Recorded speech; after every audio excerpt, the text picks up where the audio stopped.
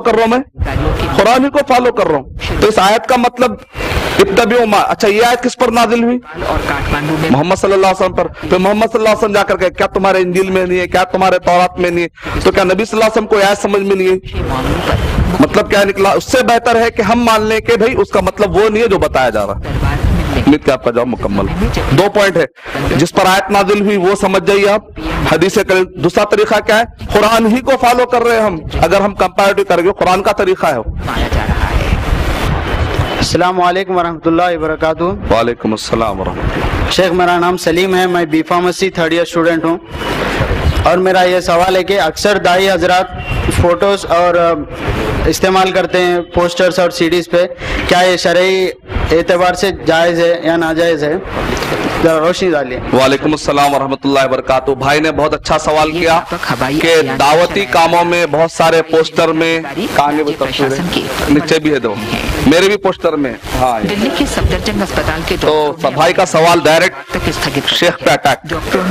तो भाई का सवाल ये है कि क्या ये जायज है या नाजायज है? बहुत अच्छा आपने सवाल किया, यानी कि कभी भी हक मसला मालूम करने में शर्मा नहीं चाहिए। अगरचे के शेख गलती पे तो गलती पर है, उसमें क्या बात है, लेकिन सवाल है कि तस्वीर के बारे में हिंदुस्तान में सिर्फ वन साइड नॉलेज दी जाती है। वन साइड नॉलेज सिर्फ हराम की हदीसें पढ़े, हलाल की हदीसें आज तक हम लोग नहीं पढ़े। मैं आपको 3 हदीसें बताता हूँ जो हलाल की, जो नबी सल्लल्लाहु अलैहि वसल्लम हलाल इजाजत दिए। हिंदुस्तान में वन साइड नॉलेज है। हिंदुस्तान में हर मसले में, कई मसलों में ऐसा हो जाता है कि बाद वक्त आधी नॉलेज रहती है, बाकी नॉलेज। तस्वीर के बारे में हम हमेशा क्या सुने? लानल्लाहुल मुसव्विरीन, अल्लाह ताला लानत करे मुसव्विरीन पर, और शेख पर वो लानत आहिस्ता आहिस्ता आ रही है। अल्लाह हिफाजत करे। हम नहीं चाहेंगे कि लानत के हम मुस्तहिक हो जाएं। अगर हम कर रहे हैं तो हमारे पास दलीलें हैं, प्रूफ है हमारे पास। 3 हदीसों में से पहली हदीस मैं आपको बताता हूं कि नबी अकरम सल्लल्लाहु अलैहि वसल्लम घर में दाखिल हुए, सही मुस्लिम में है, ऑथेंटिक नॉन ऑथेंटिक का मसला खत्म हो गया, सही मुस्लिम के अंदर है कि नबी अकरम सल्लल्लाहु अलैहि वसल्लम जैसे ही घर में दाखिल हुए, आपने देखा आयशा रज़ियल्लाहु ताला अन्हा एक गुड़िया से खेल रही है। दिल्ली के अंदर से वो क्या था? एक घोड़ा था, उसके पर लगे हुए थे। तो नबी अकरम सल्लल्लाहु अलैहि वसल्लम ने तस्वीर किसकी लेने मना फरमाया? ज़ीरू की, यानी इंसान और जानवर की। उसके अंदर रूह होते, दरख्तों के ले सकते, पहाड़ों के ले सकते, आपने दे दी जा। अब देखिए, जो आयशा रज़ियल्लाहु ताला अन्हा के पास गुड़िया है वो कौन सी है? जानवर की, यानी मतलब ये है कि दी रूह, जिसके अंदर रूह होता है। नबी अकरम सल्लल्लाहु अलैहि वसल्लम ने मना फरमाया। कहा है आयशा ये क्या है? कहा कि ये तो मेरी गुड़िया है और ये घोड़ा है। कहा तुम्हारे घोड़े को तो पर है, घोड़े को तो पर नहीं होते। कहा क्या सुलेमान अलैहिस्सलाम हवा में नहीं उड़ते थे, मेरा घोड़ा भी हवा में उड़ेगा। नबी अकरम सल्लल्लाहु अलैहि वसल्लम मुस्कुराए और चले गए, आपने रोका नहीं। शेख अलबानी रहमतुल्लाह अलैह आदाब-उज़-ज़ुफ़ाफ़ पेज नंबर 194, आदाब-उज़-ज़ुफ़ाफ़ पेज नंबर 194, अल मकतब अल इस्लामी, ये प्रिंटर जहां पे छपी है, सीरिया का ये अल मकतब इस्लामी मशहूर है, उसका पेज नंबर 194 में शेख अलबानी रहमतुल्लाह अलैह फुट नोट पे नीचे लिख रहे हैं, गुड़िया इसलिए दी जाती है, गुड़िया इसलिए दी जाती है ताकि बच्ची गुड़ी को कपड़े पहनाते पहनाते फ्यूचर में बच्चों को कपड़े पहनाना सीख लेती है। गुड़ी को खाना खिलाते खिलाते फ्यूचर में शौहर को और शौहर के बच्चे को खाना खिलाना सीख लेती है। तो यह तालीम के लिए, एजुकेशन पर्पस के लिए। इसी तरीके से अगर कहीं पर भी दुनिया में अगर कोई एजुकेशन पर्पस से, इस्लामी एजुकेशन पर्पस से, दुनियावी एजुकेशन पर्पस से अगर कोई फोटो इस्तेमाल करता है, शेख अलबानी अलैह कह रहे हैं जायज है। बल्कि आज के दौर में तो इस्लाम और मुसलमानों की खिदमत के लिए ऐसे तस्वीरों का इस्तेमाल करना मेरी नजर में तो वाजिब है करनी।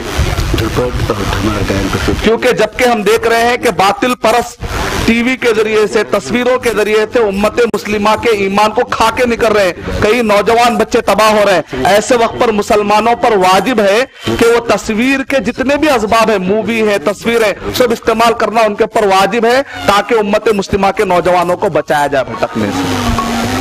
कौन बोल रहे हैं? हर मसले में शेख अलबानी, शेख अलबानी, इस मसले में कौन शेख अलबानी?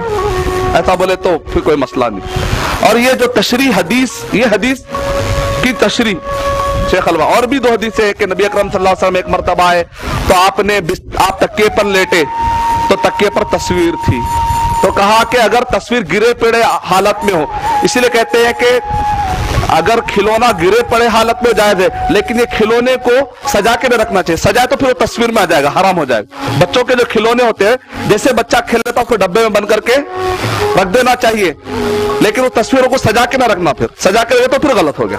उसको गिरे पड़े हालात में इस्तेमाल कर सकते। एक एजुकेशन मकसद है, गिरे पड़े हालात, इसका मतलब क्या निकला?